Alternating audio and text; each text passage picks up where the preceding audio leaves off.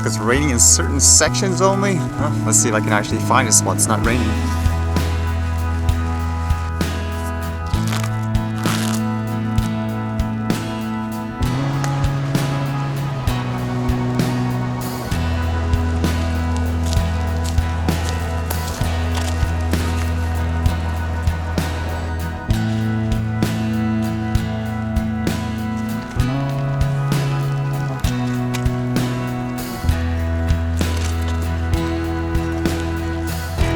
About things like drone light shows and all that from yesterday. I guess they showed this one here I saw online. It's basically a drone light show somewhere in China, and it says here, stunning, 800 drones fly in the shape of a giant airplane. So you can see in the video, it's basically, yeah, forming an airplane, it's moving, as well as a helicopter there too, in terms of a shape anyways. And I think what's kind of cool is because of the light, it's actually reflecting into the water. You can see it, the plane and so forth, it looks like it's actually flying in the water as well. What I found interesting about that too, because yesterday the topic was about replacing fireworks with drone light shows, and then there's a site that actually posted something like this for Canada Day, where they're saying, would people in general prefer a drone light show or would they prefer fireworks? And here, like it says here, would you be okay with a drone LED light show rather than fireworks on Canada Day? And it says here, with 158 votes, yes, fireworks are dangerous and bad for pets, wildlife, and the environment. But here it says 290 votes say, no way, I love fireworks, it's a tradition. And 126 basically says either way. So a majority of people would say, nope, keep the fireworks. To me, what's funny about that is because people would often argue just flying in general, like around an animal or something like that with a drone, saying you'll disrupt them and so forth. But I just don't see, if that's your point of view, how you would let fireworks, for example, be the cornerstone of a celebration, so to speak, when it's probably worse in many ways. Like ultimately, I guess they do it for entertainment and whatever gives them the best results, but still, it just kind of shows you there, it's more about making, I guess, rules, regulations, or complaints just based on what works for you in that situation, as opposed to overall, I guess. I still think they're both very different overall. Basically, you have to have a different type of presentation style and all that, but still, it's just funny to see that. With that in mind, it was really interesting reading this one article. From what I gather, it deals with, I guess, the city area wanting to ban people having, I guess, pigeons as pets. And essentially, what is really interesting about it is how it basically became like a bylaw in general, which makes me think overall for other things too. This one says, it's not just about our pigeons. Backlash to bird ban in North Vancouver grows. Only recent complaint came from councilor who lives next to the only person who has pigeons. On Givo Hasoko's Maple Ridge property, there are Indian fantails, Budapest short-faced tumblers, and any other number of trained pigeons that he's either bought, bred, or fostered over the years. A director for the Vancouver Poultry and Fancy Pigeon Association, Haskell estimates there are around 300 pigeon owners across the Lower Mainland. He says he's heard from many of them outraged by District of North Vancouver's recent ban on the birds. Quote, it doesn't seem in any way correct. How are they going by it? And this gets to the interesting part of how did this happen. It says prior to council passing the bylaw, staff said the only active complaint file the district had was from newly elected councillor Betty Forbes, and the only person they could identify who had pigeons was her next door neighbor. Forbes recused herself from the vote and discussion, but Haskell says members of the pigeon community are worried it will set a precedence in other communities where the birds are currently allowed. It's not just about our pigeons anymore, he said. It's more about what your neighbor next door can do to you if they don't feel like you belong in that little area. So just one person was able to do this? Like I said, before the vote, District of North Vancouver staff admitted they hadn't done extensive research on pigeon rules throughout Metro Vancouver. It says the person believes the district had several alternatives to resolve the dispute without resorting to a ban. Quote, they could have easily picked up a phone and emailed and said, hey, can you help us out with this bylaw and this situation, he said. So if I am interpreting all this correctly, essentially there's a person in a position of power, like a councillor, who she apparently, I guess for whatever reason, hates the pigeon that her neighbor has, and because of that, she kind of used her authority to influence the law, and basically that was the only complaint. And I guess her way of saying, hey, like it wasn't me, so to speak, is basically she said she basically took herself out of the voting process. It says here, Forbes recused herself from the vote because of a conflict of interest. Before being elected, she had made several complaints to staff about the pigeons and said they had damaged her lawn, and in 2017 spoke at a public hearing and said they could impact her property values.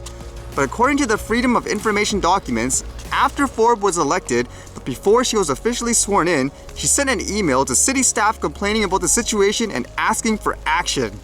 In recent months, she also exchanged emails with councilor who put forward the pigeon ban in motion about the situation. The new information has prompted the two councilors who voted against the ban to ask for a reconsideration, which would require a request from either Mike Little or one of the three councilors who voted in favor of it, saying, quote, "There was clearly some background information we didn't know.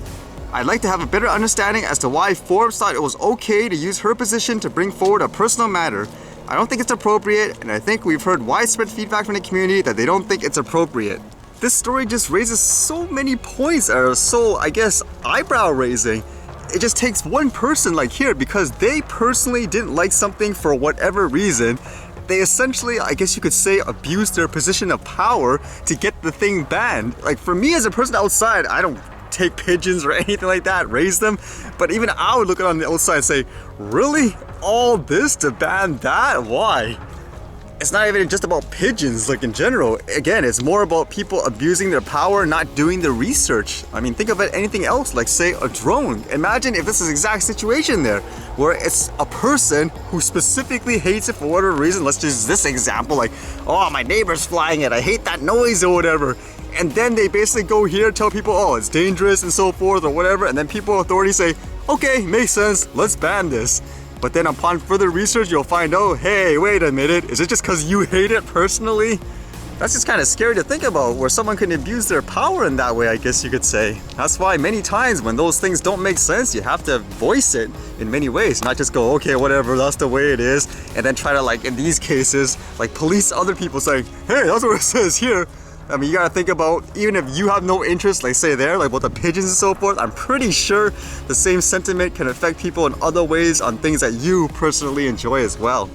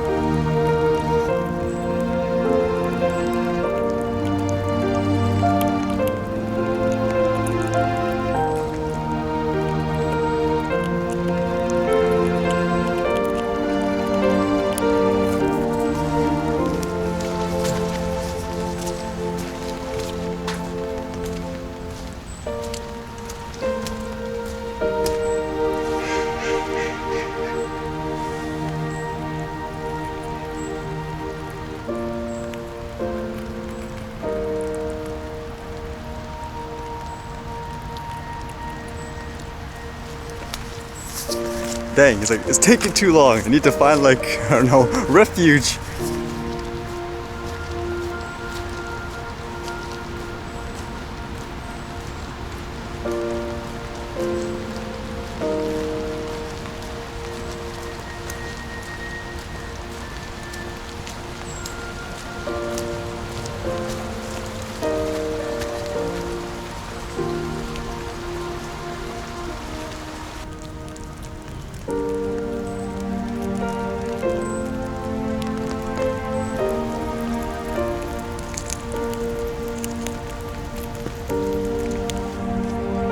doesn't seem like the rain's gonna stop too. Darn it.